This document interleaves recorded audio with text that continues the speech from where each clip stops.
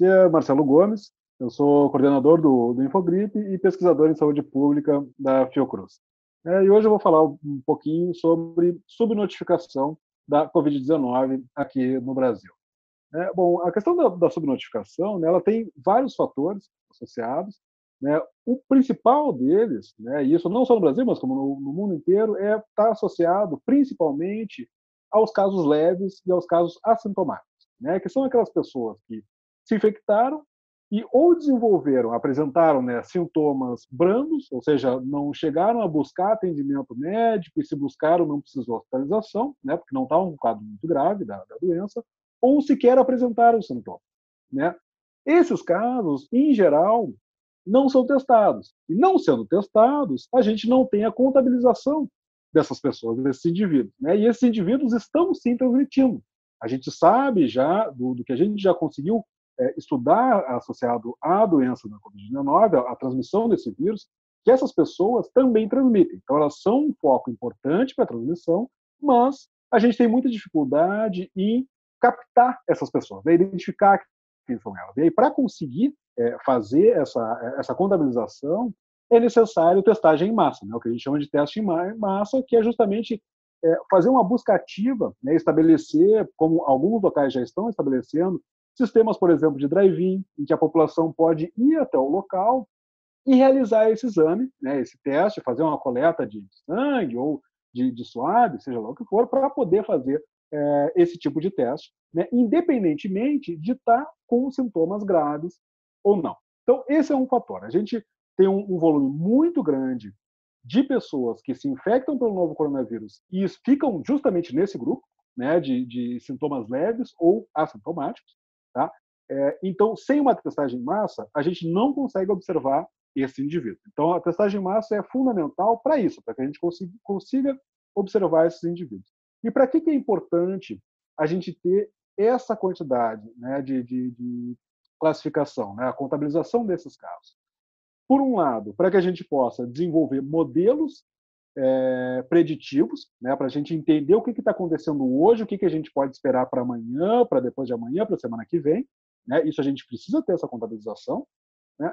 E também para que a gente possa passar para a população uma informação da real dimensão desse problema. Né? Porque enquanto a gente, nós, pesquisadores de saúde pública, a gente sabe muito bem que isso é um problema sério, que a gente só está identificando, em geral, os casos mais graves, que é a pontinha do iceberg, a gente já sabe que isso igual representa um problema muito grande. Né? Mas para a comunicação, né, para a percepção de risco na população, isso pode ser importante, né, para que a população não fique achando que é um problema menor por estar vendo só esse percentual associado aos casos graves. Né? Então, esse é um ponto bastante importante. Segundo ponto, em relação aos casos graves em si, né, que são aqueles indivíduos que se infectaram, apresentaram sintomas e esses sintomas foram graves o suficientes para necessitar hospitalização, né, que é o que, em geral, a gente chama de são casos de síndrome respiratória aguda grave, né, as famosas SRAG. Né? São casos, então, que têm um conjunto mínimo de sintomas que a gente identifica como sendo casos de SRAG, né? Em geral, alguma dificuldade respiratória, tosse ou dor de garganta, febre pode ter ou não, dependendo do caso, mas, enfim, uma pessoa que apresentou esse conjunto de sintomas, buscou atendimento médico e no atendimento médico foi identificado que esse indivíduo necessitaria hospitalização, então aí a gente faz o registro desse caso e é feita coleta de material desse paciente para exame laboratorial. Né? Então, bom, então a gente, para esse caso a gente está tranquilo, a gente consegue captar todo mundo? Infelizmente, também não. Por quê? Porque existe um efeito que a gente chama de falso negativo. O que é o falso negativo? É aquela situação em que o paciente estava infectado por um vírus respiratório, e aí seja vírus influenza, seja a Covid-19, sejam outros vírus respiratórios que fazem parte do pool de vírus testados, tá? Mas que por algum motivo operacional, na hora do exame, deu negativo. Tá? E esse negativo, então, não quer dizer que a pessoa não estava com aquele vírus, mas sim porque, em função de alguma circunstância, o exame não foi capaz de detectar aquele vírus. Né? Isso é o que a gente chama de falso negativo. E a gente tem visto o que hoje nesses dados de SRAG, né, no Brasil? Em primeiro lugar, dentre aqueles casos identificados como SRAG, testados e que tiveram um resultado laboratorial positivo para algum vírus respiratório, a gente já tem hoje mais de 95% deles tendo dado positivo justamente para o novo coronavírus. Ou seja, isso nos indica justamente o quê? Que, dentre esses casos de síndrome respiratória aguda grave, uma parte muito grande deles está, sim, associada ao novo coronavírus. Né? Isso observando os positivos. E os negativos? Como é que a gente fica? Né? Como é que a gente pode tentar identificar qual é o possível vírus associado àqueles negativos que eram falsos negativos?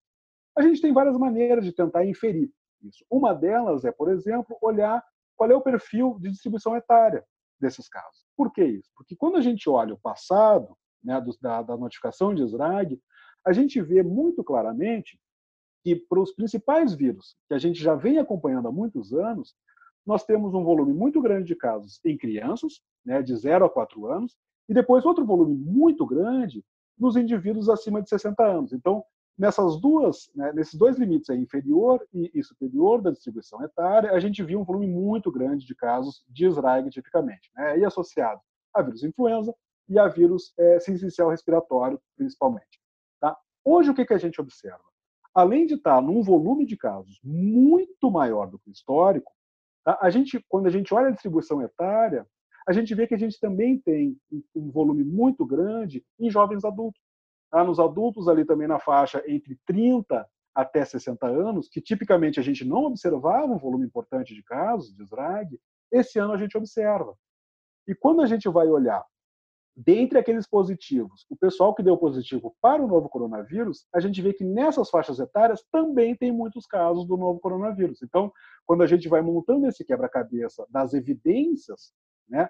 Evidência 1, dos positivos, imensa maioria coronavírus. Evidência 2, distribuição etária. O perfil etário dos negativos é muito mais próximo, muito mais similar aos casos de Covid-19 do que os demais vírus respiratórios. Então, isso nos faz inferir o quê? Que, embora a gente não possa associar todos os negativos à Covid-19, a gente pode sim inferir que uma parte significativa deles deve sim estar associada ao novo coronavírus. E aí é um problema de subnotificação em função de falsos negativos. Né? E, infelizmente, hoje a gente não consegue botar um percentual, dizer, olha, são tantos por cento dos negativos. Infelizmente, não. Mas a gente pode sim dizer que, olha, tem uma parcela muito importante de casos ali dentro, tanto casos quanto óbitos, que a gente não conseguiu obter um resultado positivo no laboratório, mas a gente consegue inferir que eles devem sim estar fortemente associados ao novo coronavírus em função dessa mudança no perfil desses casos. Volume muito mais alto, positividade muito grande para o Covid e distribuição etária. Então, isso que coloca esse cenário. Tá? Porém, é importante a gente enfatizar que, mesmo com essa subnotificação, a gente tem sim hoje condições de fazer análise de situação. Né? Se a gente ainda está em fase de crescimento, se a gente já está em estabilização ou em declínio, para cada estado do país, mesmo com esse volume que a gente sabe que não é o total.